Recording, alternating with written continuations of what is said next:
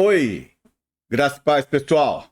Tudo bem? Seja bem-vindo a mais um conteúdo do nosso canal. E hoje nós vamos aprender a como identificar um profeta, ou seja, um falso profeta.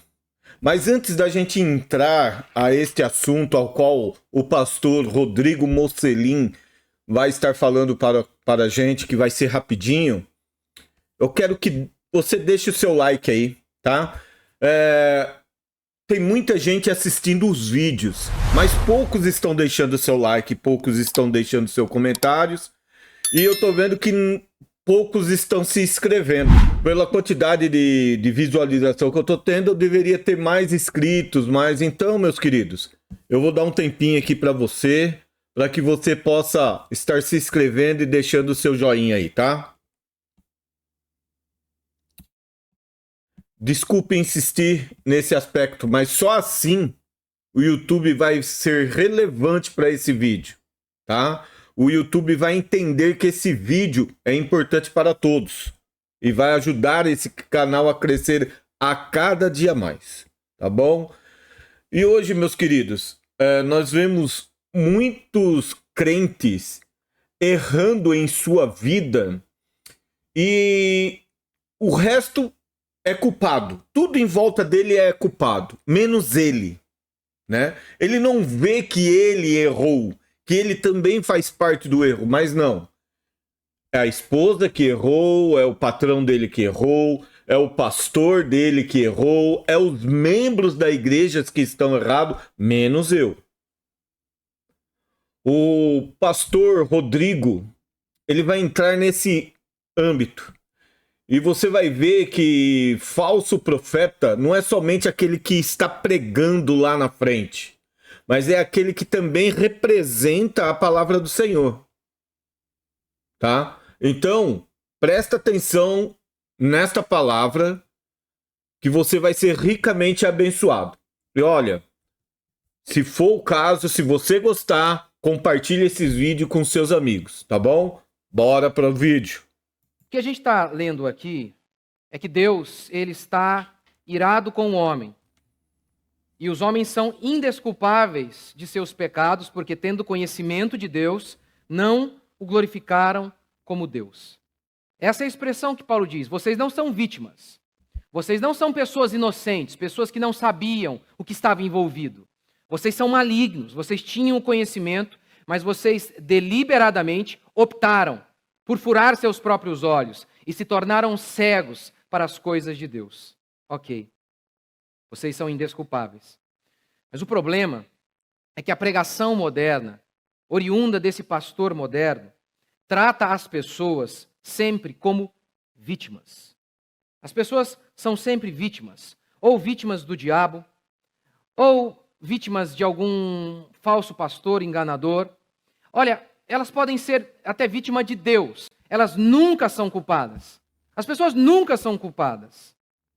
Pelo contrário, eles chegam até a dizer, olha, o pecador, ele já está quebrado.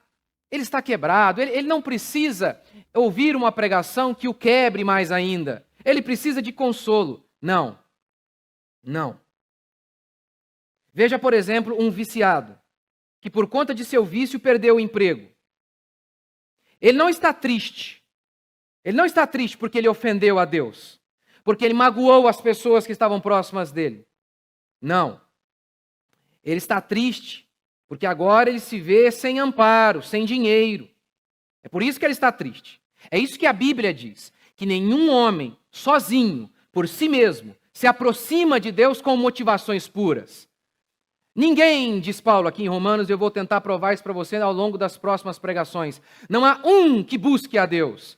Todas essas pessoas, quando buscam a Deus, na realidade, veem em Deus não a esperança e a certeza da verdade. Eles não estão nem preocupados com isso. Querem apenas alívio imediato para suas angústias, suas mazelas e seus problemas. De maneira que, se um toco, um pedaço de madeira, os satisfizesse, resolvesse seus problemas, eles, sem pestanejar, adorariam esse toco de madeira. Essa é a descrição bíblica. Preste atenção, eu não estou falando que eu conheço você, quem você é. Eu não sei quem você é. A Bíblia diz que o meu coração é assim, que o seu coração é assim. Aquele que fez o seu coração descreve você dessa maneira. Não sou eu. Isso não tem a ver com o meu acúmulo de experiência, a minha maneira de analisar as pessoas. Não. É o que a Bíblia diz a meu respeito e a seu respeito. E eu creio. Aquele artista, quando é pego em flagrante porque fez alguma coisa errada e chora copiosamente, o choro é falso? Não é. O choro não é falso. Mas não é pelo motivo verdadeiro. Não é porque ele ofendeu o seu Criador. É porque o pegaram e ele está com vergonha. A pregação moderna aborda apenas a tristeza humana. Apenas a tristeza, não o pecado humano. De maneira direta ou indireta, o meu e o seu problema sempre é o pecado. Sempre, sempre, sempre. O pecado é a causa da desgraça humana. Tribulação e angústia virão sobre toda a alma que comete pecado. Verdade. Ao judeu primeiro e depois ao grego. Cardos e abrolhos passaram a existir. Tumores e cânceres. Morte, doenças, miséria e angústia. A partir do nosso pecado. Do pecado de Adão. Mas a pregação moderna não está nem um pouco preocupada em abordar isso, em convencer os homens de que os homens são malignos. Isso é fundamental para que você se aproxime de Deus. Por exemplo, vou tentar dar um exemplo para mostrar como que essa pregação moderna, da maneira como ela é feita, ela torna praticamente impossível que as pessoas se aproximem de Deus de maneira correta. Ela torna praticamente impossível que as pessoas se arrependam de verdade. Eu vou dar um exemplo. O marido, ele está lá pensando em abandonar a sua esposa e já foi mandado embora do trabalho. Por quê? Porque ele é preguiçoso. E ele está pensando em abandonar a sua esposa na realidade também está pensando em abandoná-lo, e ele está ali todo angustiado, se sentindo também carente. E até um ponto que a sua esposa o coloca para fora de casa. Sem emprego, sem mulher. E aí ele chega ao culto. E o pastor não aborda nada sobre os nossos pecados. Ele apenas diz assim: pode a mãe que amamenta abandonar o seu filho. Eu, todavia, jamais me esquecerei de ti. Na hora, esse marido faz a seguinte aplicação à sua vida. Não foi a minha mãe que me abandonou. Foi meu patrão, minha esposa. Mas não tem problema. Deus é comigo. Eu posso todas as coisas. E ele nem parou para pensar nas besteiras que ele fez, tanto no trabalho quanto em casa, porque o pastor estava preocupado apenas em motivá-lo. E ele então saiu dali muito animado, com muita fé.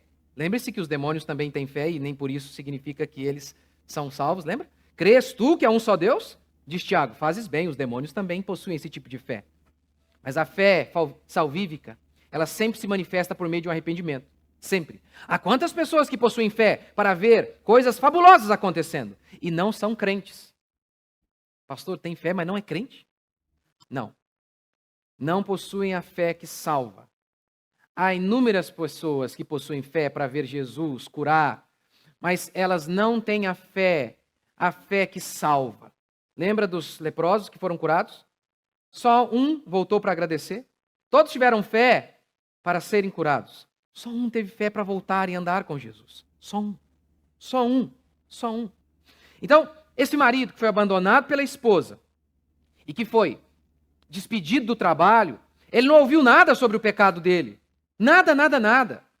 O pastor não abordou em nenhum momento que poderia ter sido aquelas inúmeras vezes que ele, apenas preocupado com o trabalho, foi se distanciando de sua família. Ou daquelas vezes que, preocupado em jogar videogame, ou ir para a casa do amigo e se esquecer de sua esposa, que fez com que ele se distanciasse. Não!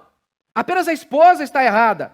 Apenas as demandas de seu trabalho e de sua família é que foram os distanciando. Ele não tem nada a ver. Porque o pastor não abordou nada disso. Todas as pessoas que se posicionam ali são sempre vítimas. Todas elas, sem exceção. São sempre aquela vitimazinha que foi deixada, largada para trás e que Deus há de acolhê-las. E é por isso que esse rapaz se levanta e não vai se reconciliar com a sua esposa, se arrepender de seus pecados. Não! Ele sai cheio de ânimo para pecar mais uma vez, para continuar o seu caminho de pecado. E é assim que tem sido a história de muitas pessoas. E é justamente por isso que elas estão completamente distantes da verdadeira fé, que salva, que Eu liberta. espero que você tenha gostado do vídeo, tá? É uma palavra importante, que você possa ter fé, a fé que salva, tá bom? Um abraço, até mais, tchau!